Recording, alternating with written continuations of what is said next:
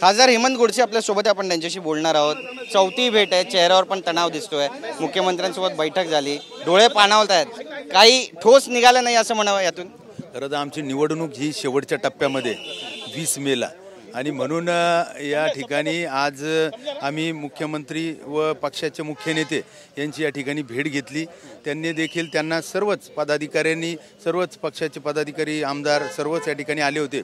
त्यांनी आपली संघटनात्मक बांधणी पक्षाची, पक्ष जे काही काम लोकांपर्यंत करतंय, आपला लोकप्रतिनिधी महायुतीचा जो खासदार आहे तो देखील 5 वर्षामध्ये अनेक विकास कामं त्यांनी केलेली आहे, संपर्क त्या ठिकाणी ठेवलेला आहे आणि म्हणून महायुतीने केलेली कामं म्हणून शिवसेना ही जागा पारंपरिकरित्या लढते आणि म्हणून शिवसेनेला सुटावी अशी आग्रही मागणी सर्व पदाधिकाऱ्यांनी केली।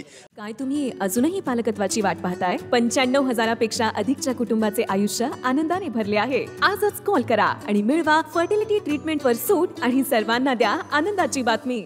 आणि मुख्यमंत्र्यांनी देखील आपण देखील महायुतीच्या नेत्यांकडे आपण ही आग्रही मागणी त्या ठिकाणी करू अशा प्रकारची भावना त्या ठिकाणी व्यक्त केली। भुजबळ पण त्या ठिकाणी म्हणतात दिल्लीतून माझी उमेदवारी ठरली, मग तुमच्यासाठी अडचणीचं नाही, तुम्ही तर प्रचार सुरू केलेला आहे, प्रचाराचा नारळ त्या ठिकाणी फोडलेला आहे, मग असं असताना वर्षावरती येण्याची तुमच्यावरती वेळ येते। आमच्या प्रचाराच्या नारळाऐवजी आपण जी काही कामं विद्यमान खासदार म्हणून गेले 5 वर्षापासून या ठिकाणी करतोय, तर तीच कामं आपण जनतेपर्यंत पोहोचवण्याचा शुभारंभ त्या ठिकाणी केला आहे आणि आपण जी काही पत्रकं त्या ठिकाणी वाटली त्यामध्ये आपण महायुतीच्या माध्यमातून शिवसेनेकडून शिवसेनेचा इच्छुक उमेदवार म्हणून त्या ठिकाणी आपण पत्रकं त्या ठिकाणी वाटली। युती धर्माचं पालन करायचं आणि अशामध्ये जर छगन भुजबळ यांना उमेदवारी देत असतील तर मग त्रास काय आहे? मला असं वाटतं प्रश्न विचारते या संदर्भामध्ये जसं देशामध्ये आपल्या देशाचे पंतप्रधान यांनी ज्या सगळ्यांना आव्हान केलंय भारतीयांना, खास भारतातील सर्वच त्यांच्या महायुतीच्या सर्व पदाधिकाऱ्यांना,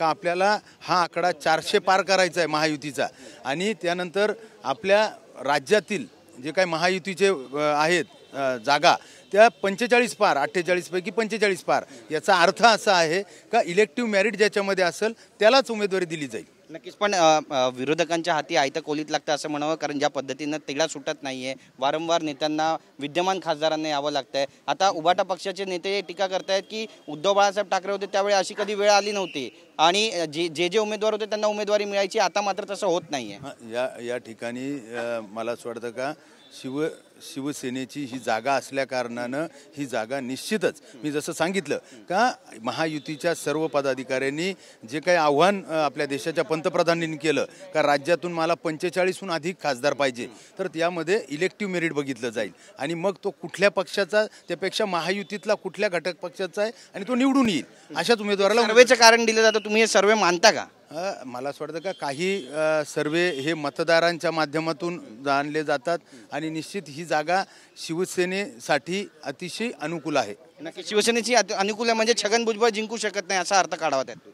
या अगोदर 2014ला 1,87,000 महायुतीचा खासदार या ठिकाणी शिवसेनेचा झाला, त्यानंतर 2019ला 2,93,000 मताधिक्य महायुतीच्या शिवसेनेच्या खासदाराला होतं आणि म्हणून ही पारंपरिक शिवसेनेला मानणारा मोठा, धनुष्यबाणाला मानणारा मोठा वर्ग आहे। कारण आमचा नाशिक हे प्रभू रामचंद्राच्या पदस्पर्शाने पावन झालेली भूमी आहे आणि म्हणून धनुष्यबाण हे रामाची निशाणी आहे आणि म्हणून लोकांना एक आपुलकी आहे धनुष्यबाण। शेवटचा प्रश्न आहे, जागा तुमची कधीपर्यंत जाहीर होणार आहे आणि पुन्हा आता वर्षावर याची वेळ येणार का तुम्हाला?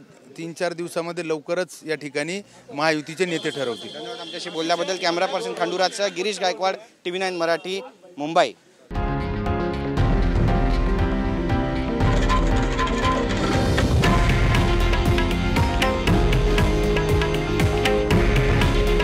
हे आहे देशातील नंबर 1 न्यूज नेटवर्क आणि आपण पाहत आहात TV9 मराठी।